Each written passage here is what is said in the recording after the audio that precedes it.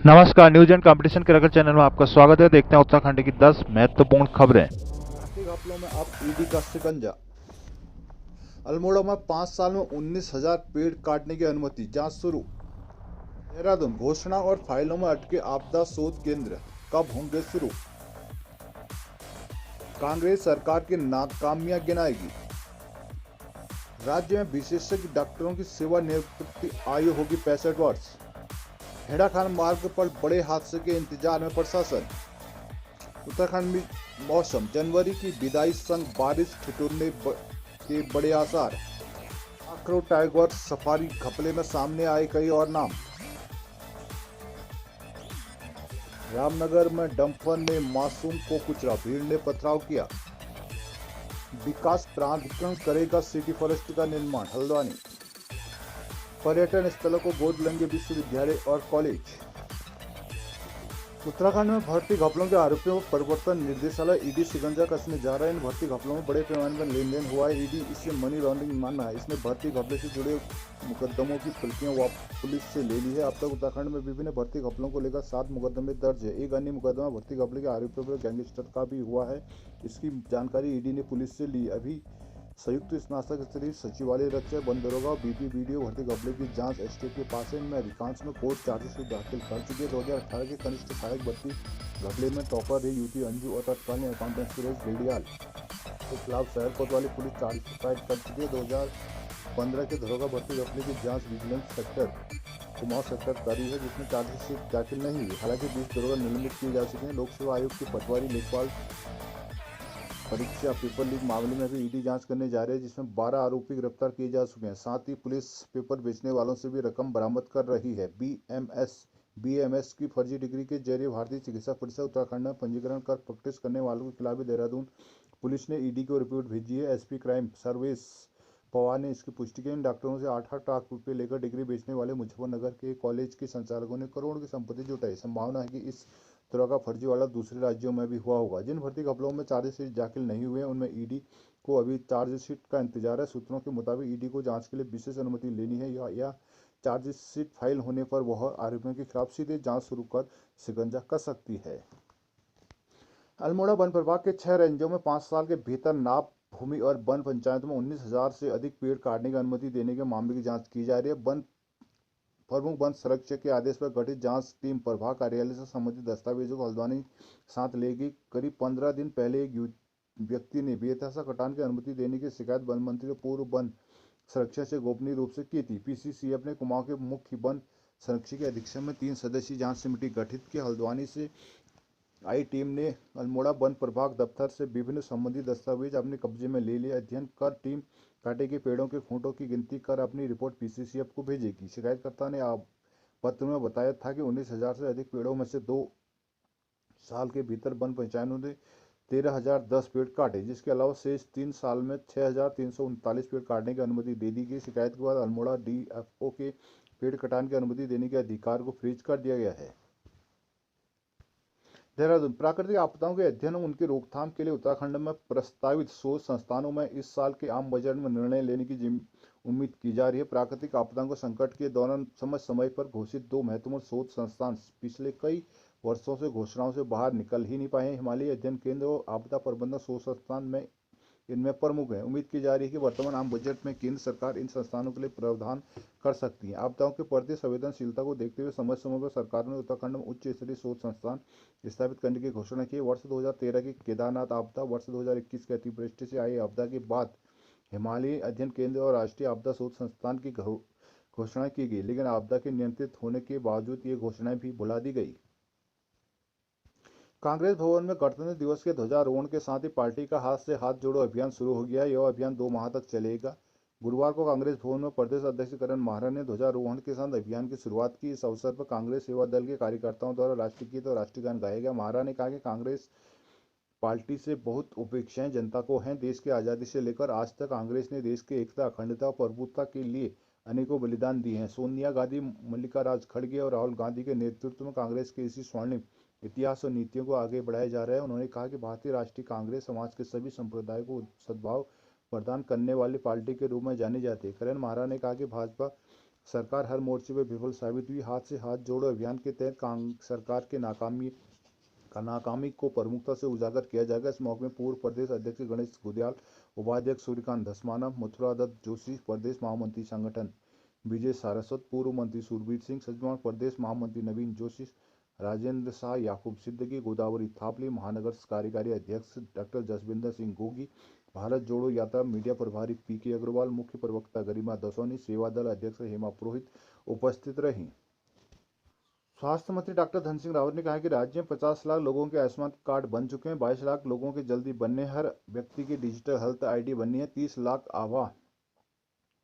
Ayushman card बन गए हैं और 1 करोड़ 25 लाख के बनने हैं। अभी तक इस कार्य को 100% कर लिया जाएगा। अस्पताल में 265 मुफ्त जांचें हैं और 12 लाख इसका लाभ ले चुके हैं। 1 लाख के मुफ्त मोतियाबिंद ऑपरेशन किए गए हैं। हेड़ाका मार्ग बड़े हादसे के इंतजार में प्रशासन। काठगोदाम हेड़ाखान रोड को लेकर प्रशासन और शासन का रवैया उदासीन बना हुआ है। मलबा आने के बाद क्षतिग्रस्त हुई सड़कों पर 120 लोगों की जोखिम उठाकर आवाजाही करने को मजबूर है, लेकिन 120 गांवों के लोग आवाजाही करने के लिए मजबूर है, लेकिन सिस्टम अभी तक वैकल्पिक मार्ग को लेकर कवायद नहीं कर सका। बीते बुधवार को निर्माण सामग्री से भरा डंपर इस मार्ग में फंस गया। वहीं शुक्रवार को लकड़ी से भरा कैंटर क्षतिग्रस्त हिस्से के पास अनियंत्रित होकर पलट गया। जानकारी के अनुसार शुक्रवार सुबह एक कैंटर हेड़ाखान से लकड़ी भरकर हल्द्वानी आ रहा था। इस बीच काठगोदाम हेड़ाखान रोड के क्षतिग्रस्त हिस्से में कैंटर असंतुलित होकर पलट गया। हादसे में चालक क्लीनर घायल हो गए। राहगीरों की सूचना पर पुलिस ने दोनों को एम्बुलेंस से अस्पताल भिजवाया, जहां प्राथमिक उपचार के बाद दोनों की छुट्टी दे दी गई। लेकिन कैंटर के पलटने से क्षतिग्रस्त सड़क पर दोपहर के समय करीब 3 घंटे यातायात प्रभावित रहा। बता दें कि बीती 14 नवंबर को हेड़ाखान काठगोदाम सड़क पर 200 मीटर हिस्सा भूस्खलन की वजह से क्षतिग्रस्त हो गया था। काफी मशक्कत के बाद सड़क को वाहनों की आवाजाही के लिए खोला गया, लेकिन विशेषज्ञों ने इस सड़क को असुरक्षित घोषित किया था। वहीं लोक निर्माण के अधिकारियों ने नया वैकल्पिक मार्ग प्रस्तावित किया था, लेकिन वैकल्पिक मार्ग की अभी तक रकम की व्यवस्था नहीं हुई। उधर बारिश के समय वर्तमान समय सड़क पर आवाजाही खतरे से खाली नहीं है। साथ ही रोजाना इस सड़क से दर्जनों यात्री वाहन और मालवाहन गुजरते हैं। खस्ताहाल मार्ग की वजह से लोगों के लिए मुसीबत बनी हुई है। जनवरी की विदाई में महज 4 दिन का समय बचा है। माह की शुरुआत में काफी ठंड रही, अब विदाई भी ठिठुरन भरी रहने की संभावना है। मौसम विज्ञान विभाग की ओर से संबंध में पूर्वानुमान जारी किया गया है। इसके अनुसार 28 से 31 जनवरी तक पहाड़ी क्षेत्रों में बारिश और बर्फबारी की संभावना जताई है। साथ ही तराई भावर क्षेत्रों में घना कोहरा छाने के आसार बताए हैं। उधर हल्द्वानी समेत आसपास के इलाकों में शुक्रवार तड़के हल्का कोहरा छाया रहा। ऐसे में ठंड महसूस की गई, लेकिन दिन चढ़ने के साथ धूप खिलने से लोगों को राहत हुई। देर शाम हल्का कोहरा छाया रहा। मौसम विभाग के अनुसार हल्द्वानी आसपास इलाकों में अधिकतम तापमान 18.8 डिग्री सेल्सियस व न्यूनतम 12.7 डिग्री सेल्सियस दर्ज किया गया। हल्द्वानी पाखरो टाइगर सफारी निर्माण घपले में सुप्रीम कोर्ट के सेंट्रल एम्पावर्ड कमेटी की रिपोर्ट के बाद सियासत गर्मा गई। एक तरफ जहां कमेटी की ओर से पूर्व मंत्री हरक सिंह रावत और पूर्व डीएफओ किशन चंद के खिलाफ कार्रवाई की सिफारिश की गई, वहीं पूरे घटनाक्रम में शामिल है अन्य नेताओं ठेकेदारों के ऊपर भी कार्रवाई की तलवार लटक गई है। माना जा रहा है कि विजिलेंस जल्दी घपले में शामिल कई बड़े नामों का खुलासा कर सकती है। कालागढ़ टाइगर रिजर्व के पाखरो रेंज में टाइगर सफारी के नाम पर बड़ा घोटाला सामने आया था। आरोप है कि जिम्मेदारों ने 150 पेड़ों की अनुमति लेकर 6000 पेड़ों पर आरी चलवा दी। इसके अलावा बिना वित्तीय स्वीकृति के भवन, सड़क और गेस्ट हाउस का निर्माण कार्य शुरू करवा दिया। मामला सामने आने के बाद निर्माण कार्य में रोक लगा दी गई, जबकि शासन के निर्देश में विजिलेंस ने पूर्व डीएफओ किशन चंद और पूर्व रेंजर के खिलाफ मुकदमे की कार्रवाई की, लेकिन पूरे घपले में बड़े नेताओं और ठेकेदारों के नाम उजागर न हो सके। अब सुप्रीम कोर्ट के सेंट्रल पावर कमेटी की रिपोर्ट के बाद कई लोगों के नाम सामने आने और विजिलेंस की कार्रवाई में तेजी की उम्मीद है। रामनगर पूछड़ी गांव में डंपर ने बाइक पर अपने नाना के साथ जा रहे मासूम को कुचल दिया, जिसमें उसकी मौत हो गई। मासूम की मौत से गुस्साए ग्रामीणों ने डंपर पर पथराव कर क्षतिग्रस्त कर दिया। कोतवाली में जमकर हंगामा किया। पुलिस के खिलाफ नारेबाजी करते हुए कोतवाल का घेराव किया। पुलिस ने आरोपी डंपर चालक को गिरफ्तार कर लिया। शंकरपुर निवासी ठाकुर विशाल ठाकुर पुत्र विजेंद्र ठाकुर ने पुलिस को बताया कि शुक्रवार देर शाम उसके ससुर ऋषिपाल उनके बेटे 4 वर्ष के साथ बाइक से पूछड़ी गए थे। पूछड़ी क्षेत्र में सामने से आए डंपर ने बाइक को टक्कर मार दी, जिससे बाइक पर बैठा नव छिटक कर डंपर के पहिए के नीचे आ गिरा। इसकी मौत हो गई। ससुर भी गंभीर घायल हो गई। वहीं हादसे का आक्रोशित ग्रामीणों ने डंपर को घेर कर पथराव किया। कोतवाली में हंगामा किया। कोतवाली अरुण कुमार सैनी ने बताया कि आरोपी चालक शाहिद निवासी नई बस्ती पूछड़ी को केस दर्ज कर दिया गया है। कुमाऊं कमिश्नर दीपक रावत ने कहा कि शहर में विकास प्राधिकरण जल्द सिटी फॉरेस्ट का निर्माण शुरू करेगा। चीड़ डिपो के 4.5 हेक्टेयर क्षेत्र में निर्माण किया जाएगा, जिसके तहत rose garden, yoga park, water area व एडवेंचर के साथ ट्रैकिंग एरिया का निर्माण किया जाएगा। निर्माण को जिला विकास प्राधिकरण से मंजूरी मिल चुकी है, जल्द ही काम शुरू कर दिया जाएगा। मंडलायुक्त दीपक रावत ने शुक्रवार को रामपुर रोड स्थित चीड़ डिपो का निरीक्षण किया। उन्होंने कहा कि हल्द्वानी शहर में हरियाली बढ़ाने के लिए सिटी फॉरेस्ट का निर्माण किया जा रहा है। इससे शहर के लोगों के लिए तमाम सुविधाएं विकसित करने के साथ ट्रैकिंग रूट का निर्माण किया जाएगा। यहाँ लोग मॉर्निंग वॉक, पार्क और हरियाली का आनंद ले सकेंगे। इसके बाद कमिश्नर रावत नेटट रामलीला मैदान और पटेल चौक बाजार का निरीक्षण किया। उन्होंने बताया कि इन दोनों क्षेत्रों का कुमाऊनी शैली में सौंदर्यीकरण किया जाएगा। इसका प्रस्ताव तैयार कर लिया गया। इसके लिए प्राधिकरण से बजट दिया जा रहा है। निरीक्षण के दौरान कमिश्नर दीपक रावत के साथ मुख्य वन संरक्षक पी के पात्रो, वन संरक्षक दीप चंद आर्य, नगर आयुक्त पंकज उपाध्याय, सिटी मजिस्ट्रेट ऋचा सिंह आदि मौजूद रहे। हल्द्वानी नगर निगम हल्द्वानी काठगोदाम प्रशासन अप्रैल से भवन कर और स्वच्छता कर के लिए डिजिटल भुगतान प्रणाली लागू करने का दावा कर रहा है। शहरी विकास प्राधिकरण के नगर सेवा पोर्टल से सुविधा दी जानी है, लेकिन प्रॉपर्टी का रिकॉर्ड ऑनलाइन करने की प्रक्रिया काफी धीमी चल रही है। अभी तक करीब 5,000 कार्डधारकों का डेटा पोर्टल पर दर्ज हो पाया। तकरीबन 20,000 लोगों को का ब्यौरा डिजिटल किया जाना शेष है। उधर मगर जिस रफ्तार से काम हो रहा है, ऐसे में नए वित्तीय वर्ष तक प्रॉपर्टी ऑनलाइन होना मुश्किल है। काठगोदाम हल्द्वानी क्षेत्र में करीब 25,000 भवन कर और स्वच्छता करदाता हैं। अभी करीब 100 लोगों की प्रॉपर्टी का रिकॉर्ड रोजाना ऑनलाइन किया जा रहा है। डेटा एंट्री के काम के लिए महज 2 कर्मचारी लगाए गए। प्रति माह 3,000 लोगों की प्रॉपर्टी का रिकॉर्ड ऑनलाइन कर प्रॉपर्टी आईडी बनाई जा रही है, जिससे शेष बचे 20,000 लोगों की जानकारी पोर्टल में चढ़ाने के लिए करीब 7 माह का समय लगना तय है। ऐसे में नए वित्तीय वर्ष से ऑनलाइन कर भुगतान प्रणाली कैसे शुरू हो पाएगी, यह बड़ा सवाल है। करीब 1500 लोगों के लिए टैक्स भुगतान शुरू कर दिया गया है।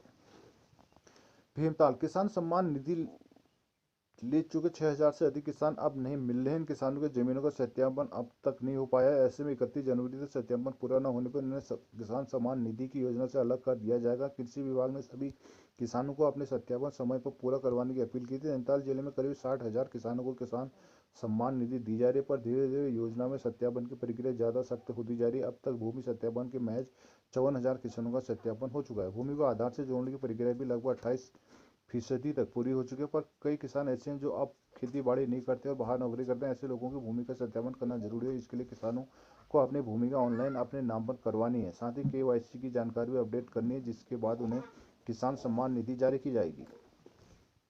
वाराणसी, आगरा, तिरुपति, केदारनाथ, बद्रीनाथ समेत देशभर के पर्यटन स्थलों और शहरों को अब विश्वविद्यालय और डिग्री कॉलेज गोद ले सकेंगे। इसके बाद इन पर्यटन स्थलों से साल भर संबंधित उच्च शिक्षण संस्थान की ओर से विभिन्न गतिविधियां कराई जाएंगी। वहां पढ़ने वाले छात्रों को शैक्षणिक भ्रमण भी कराया जाएगा। विश्वविद्यालय अनुसंधान अनुदान आयोग यूजीसी ने संबंध में देशभर के विश्वविद्यालयों के कुलपतियों और कॉलेजों के प्राचार्यों को पत्र भेजा है। यूजीसी के सचिव प्रोफेसर रजनीश जैन के पत्र में बताया कि भारत के पर्यटन स्थलों की श्रृंखला दुनिया भर के पर्यटकों को आकर्षित करती है। युवाओं को समृद्ध भारतीय विरासत, संस्कृति, वास्तुकला, अन्य जीवन आदि से रूबरू कराने के लिए उन्हें पर्यटन स्थलों को यात्रा कराने की जरूरत है। प्रोफेसर जैन ने लिखा कि छात्रों के ज्ञान को बढ़ाने के लिए प्रत्येक विश्वविद्यालय को एक पर्यटन स्थल की पहचान करनी चाहिए, उसे प्रोत्साहित करना चाहिए।